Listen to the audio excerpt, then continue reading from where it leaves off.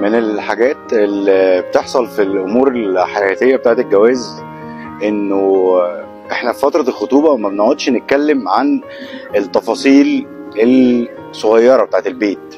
يعني انتوا عارفين ان في بعض المشاكل بتحصل في الجواز. انا مثلا بحب اشغل التكييف وعلى عالي، وانتي لا ما بتحبيش التكييف عالي. انت بتروح البيت تروح رامي هدومك على السرير.